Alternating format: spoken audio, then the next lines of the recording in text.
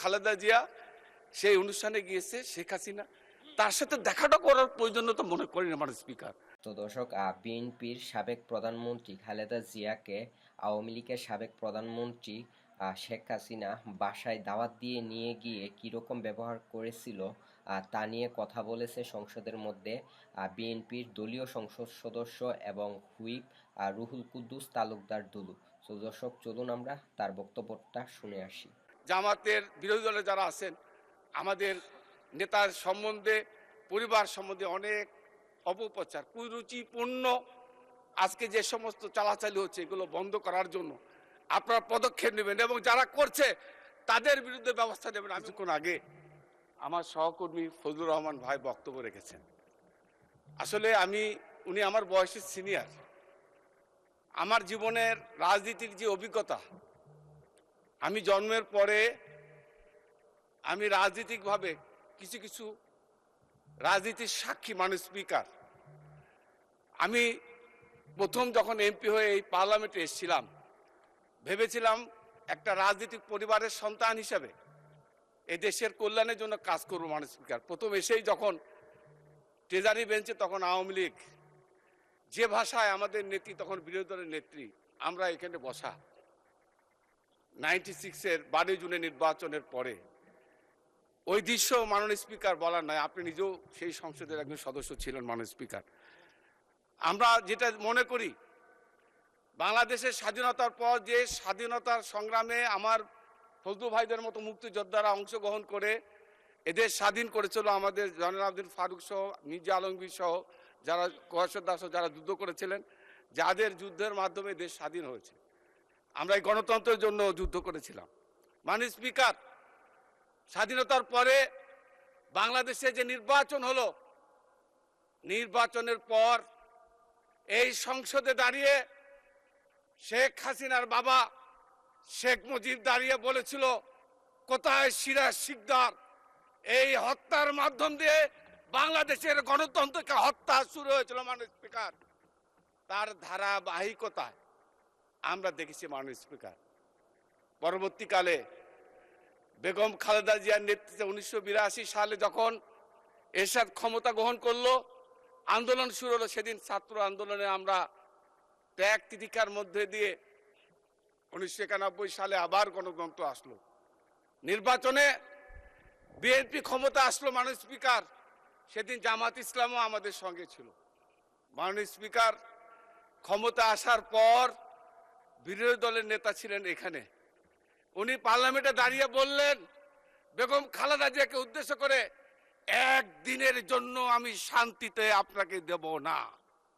মাননীয় স্পিকার, এটা কি গণতন্ত্র মাননীয় স্পিকার? এই গণতন্ত্রের জন্য কি আমরা সেদিন ছাত্র আন্দোলন করেছিলাম?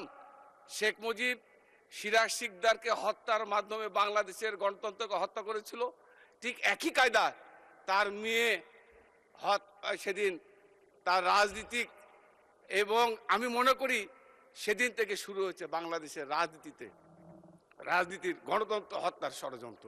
মাননীয় স্পিকার, আপনার মনে থাকার কথা, আপনাকে আমি সাক্ষী মানছি, আপনি তখন 1991 সালে বেগম খালেদা জিয়া যখন প্রধানমন্ত্রী, আপনি তখন স্বতন্ত্র এমপি হিসাবে ভোলা থেকে নির্বাচিত সংসদ সদস্য ছিলেন মাননীয় স্পিকার। আপনার বিএনপি যখন ক্ষমতা আসলো, 43 দিনের মাথায় যে ঘূর্ণিঝড়, যে তাণ্ডব উপকূলবর্তী এলাকা হয়েছিল মাননীয় স্পিকার, বেগম খালেদা জিয়া আপনারা সেদিন গিয়েছিলেন বন্যা উপকূলবর্তী এলাকায়, মানুষের লাশের সারি পড়েছিল। উনি ফিরে এসে উনি মনে করেছেন বিরোধী নেতাকে সম্মান করা উচিত, এবং আপনি নিজেও জানেন মাননীয় স্পিকার, বিরোধী দলের নেতা কখনো হেলিকপ্টার নিয়ম অনুযায়ী পায় না।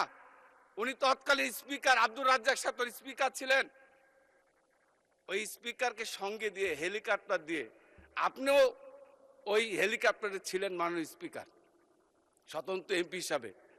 ওই উপকূলবর্তী এলাকায় শেখ হাসিনা ওই উপকূলবর্তী এলাকায় মৃত মানুষের পাশে গিয়ে দাঁড়ানোর সুযোগ করে দিয়েছিল মাননীয় স্পিকার। মাননীয় স্পিকার, আমি মনে করি একজন সেই সময় তরুণ সংসদ সদস্য হিসাবে আমি যেটা প্রত্যাশা করেছিলাম গণতন্ত্রের জন্য, আমি কৃতজ্ঞতা জানাই আজকের বিরোধী দলের নেতাকে আমি কৃতজ্ঞতা জানাই। আজকে সংসদ দলীয় নেতা তারেক রহমানকে, ওনারা যে কালচার শুরু করেছে। আজকে মাননীয় স্পিকার, আজকে কষ্ট লাগে। আমরা রাজনীতি করি দেশের জন্য। আমার সন্তানরা আজকে ভয় রাজনীতি করতে সাহস করে না, কারণ যে ভীতির রাজনীতি আওয়ামী লীগ শেখ হাসিনা দিয়ে গেছে, আমাদের সন্তানদের সেই ভয়টা আজকে কাটানোর সুযোগ হয়েছে। যাদের আত্মত্যাগ, যাদের রক্তের বিনিময় যে গণতন্ত্র আমরা অর্জন করেছি, আমি বিশ্বাস করি তারেক রহমান এবং বিরোধী দলের নেতা শফিকুর রহমান সাহেব যেটা শুরু করেছে, আমরা চাই যত ষড়যন্ত্র, যতই চক্রান্ত হোক না কেন, ফ্যাসিস্টরা যেন আগামী দিনে এই ষড়যন্ত্রের কারণে সুযোগ পায়, এই সুযোগ আমরা দিতে চাই না। মাননীয় স্পিকার, আমি আরো দুই একটা কথা বলতে চাই। মাননীয় স্পিকার, আপনি জানেন 1991 সালে এই কথাগুলো এই জন্য বলা দরকার, এই নতুন প্রজন্ম যারা এমপি, বিশেষ করে আমাদের এখানে অনেক এমপি সাহেব আছেন, এখানে নাহিদ সাহেব আছে, হাসনাত আব্দুল্লাহ আছে, তাদেরও জানা দরকার 1991 সালে যখন বিএনপি ক্ষমতা। মাননীয় স্পিকার, আমি এই কথাটা এই জন্য বললাম, রাজনীতির শিষ্টাচার কোন জায়গায় গিয়ে দাঁড়িয়েছিল আমাদের অনেক এমপি সাহেবরা তো জানেন না। আপনারা জেনে আশ্চর্য হবেন, 91 সালে যখন এই যে তারেক রহমান সাহেব বাংলাদেশের প্রধানমন্ত্রী, উনি তখন দাওয়াত দিয়েছিলেন বিরোধী দলের নেতাকে। উনি বিরোধী দলের নেতা তারেক রহমানের বিয়েতে গিয়েছিলেন। তৎকালীন প্রধানমন্ত্রী বেগম খালেদা জিয়া তাকে রিসিভ করে, আমি ওই অনুষ্ঠানে ছিলাম মাননীয় স্পিকার, সেখানে উপস্থিত ছিলাম। তারেক রহমানের বিয়েতে খালেদা জিয়া শেখ হাসিনাকে দাওয়াত দিয়ে নিয়ে তার পাশে বসে খাওয়ানো এবং গাড়িতে উঠে দেওয়া পর্যন্ত তাকে বিদায় করে দিয়েছিল মাননীয় স্পিকার। আমরা আবার দেখলাম বিরোধী দলের এমপি হিসাবে আমরা এই পার্লামেন্টে ছিলাম। শেখ হাসিনা তখন প্রধানমন্ত্রী, তার মেয়ের বিয়ে কি ছেলের বিয়ে ঠিক আমার মনে পড়ে না, এই এলডি হলে, মাননীয় স্পিকার আপনার মনে থাকার কথা, এই এলডি হলে বিয়ের অনুষ্ঠান হয়েছিল। বেগম খালেদা জিয়াকে শেখ হাসিনা দাওয়াত দিয়েছিল, যদিও আমরা সেই দাওয়াতে ছিলাম না, কিন্তু আমরা শুনেছি বেগম খালেদা জিয়া সেই অনুষ্ঠানে গিয়েছে। শেখ হাসিনা তার সাথে দেখাটা করার প্রয়োজনীয়তা মনে করি না মাননীয় স্পিকার। তাকে মিনিমাম যে সম্মান, একজন গণতান্ত্রিক নেত্রী হিসাবে বাংলাদেশের প্রথম প্রধানমন্ত্রী, তার প্রতি সম্মানটুকু করেন না মাননীয় স্পিকার। এই যে কালচার, আমি যেটা বলতে চাই, এই কালচার থেকে আমাদেরকে বেরিয়ে আসতে মাননীয় স্পিকার। যে কালচার আজকে শুরু হয়েছে, প্রধানমন্ত্রী বিরোধী দলের নেত্রী, আমি ধন্যবাদ জানাই। আজকে প্রধানমন্ত্রী আহ্বানে বিরোধী দলের নেতা, আজকে বাংলাদেশের সংকট হয়েছে, জ্বালানি সংকট হয়েছে, এটা সারা বিশ্বব্যাপী, এটা বিশ্বের ব্যাপী এই সংকটময় মুহূর্তে সরকার বিরোধী দল ঐক্যবদ্ধভাবে এটাকে নিরসন কিভাবে করা যায় তার জন্য তারা পদক্ষেপ নেওয়ার সিদ্ধান্ত নিয়েছে। আমরা চাই এই গণতন্ত্রের জন্য আমাদের সংগ্রাম।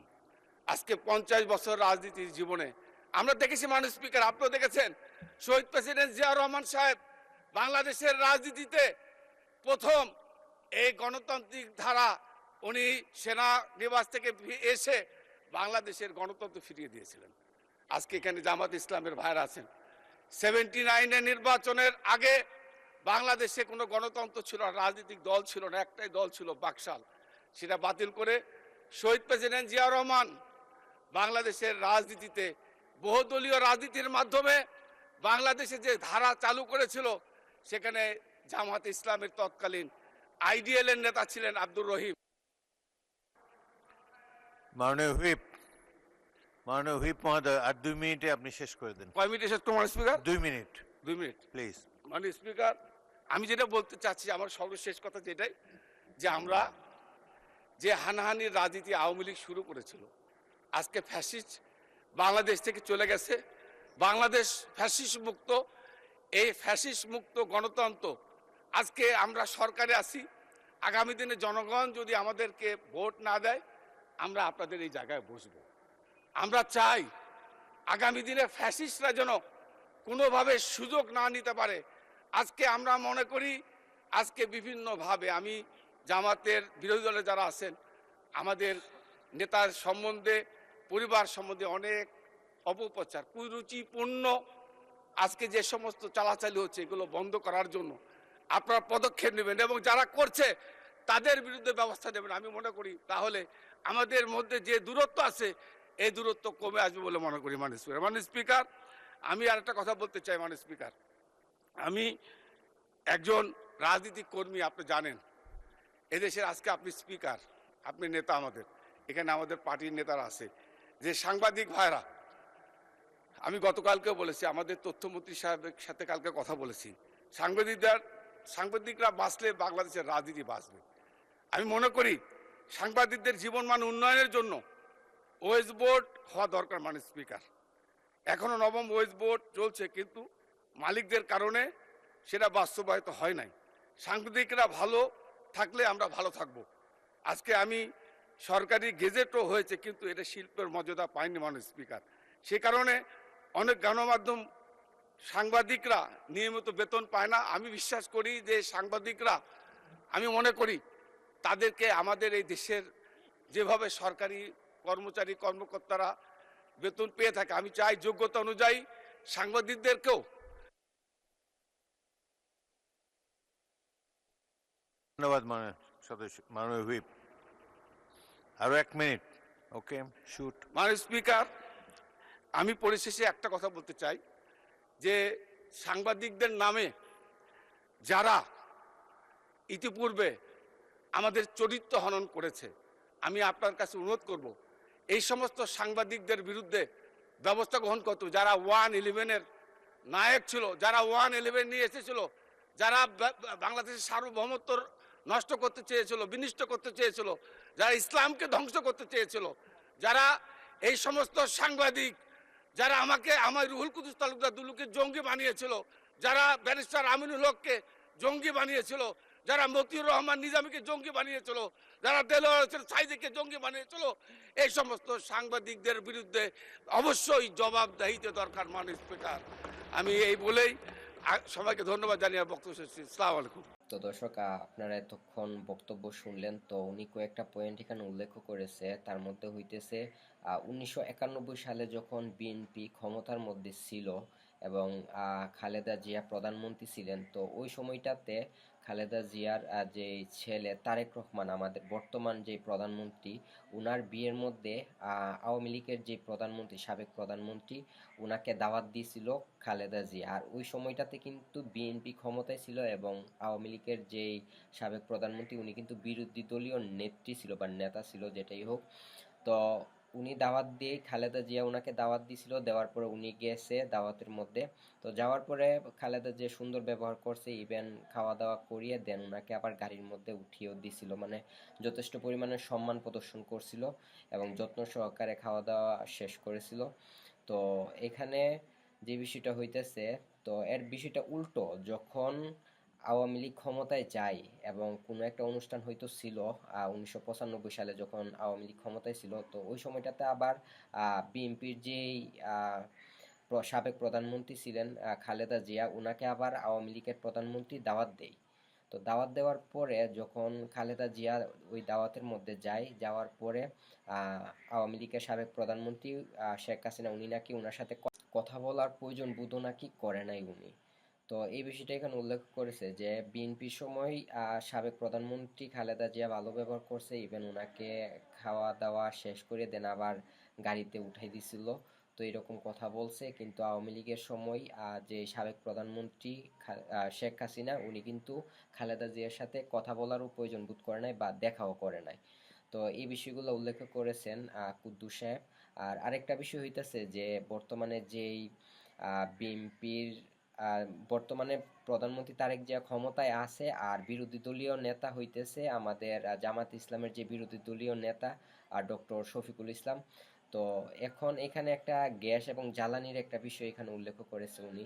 তো বিষয়টা হইতেছে যখন কিছুদিন আগে কিন্তু বাংলাদেশের মধ্যে তেলের সংকট এবং পেট্রোলের সংকট দেখা দিয়েছিল, তো পরবর্তীতে কিন্তু আমাদের প্রধানমন্ত্রী তারেক রহমান উনি কিন্তু বিরোধী দলীয় নেতাকে এই সমস্যা সমাধানের জন্য আমন্ত্রণ করেছিল।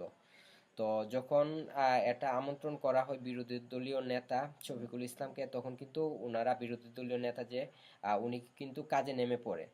তো বিএনপি এবং আওয়ামী লীগ, বিএনপি এবং জামাতে ইসলামী, তো দুইজনে মিলে কিন্তু এই তেলের সংকটটাকে মোকাবেলা করছে। ইভেন এখন কিন্তু বর্তমান বাজারে তেল এবং পেট্রোল মূল্যটা কিন্তু নর্মাল আছে। তো এর আগে কিন্তু হঠাৎ করে বেড়ে গেছিল, ইভেন পাওয়াও যাইতেছিল না। তো এখানে একটা বিষয় যে বিরোধী দলীয় নেতা এবং বর্তমান যে প্রধানমন্ত্রী, ওনারা কিন্তু কাঁধে কাঁধ মিলিয়ে কাজ করছে এবং ওদের সম্পর্কটা ভালো। তো এখানে কোনো হিংসা বিভেদ নাই। কিন্তু তৎকালীন যখন 1991 এবং 1995 সাল, ওই প্রেক্ষাপটে যখন বিএনপির প্রধানমন্ত্রী ছিলেন খালেদা জিয়া এবং আওয়ামী লীগের প্রধানমন্ত্রী ছিলেন শেখ হাসিনা, তো ওদের সম্পর্কটা কিন্তু এরকম ছিল না। তো এরকম কিছু একটা উনি বুঝাতে চাইছে, তো আমরাও বুঝতে পারছি। তো দর্শক, এই ছিল ভিডিও। তো ভিডিওটি ভালো লাগলে চ্যানেলটা সাবস্ক্রাইব করবেন আর পরবর্তী ভিডিও দেখার জন্য আমন্ত্রণ রইল। ধন্যবাদ।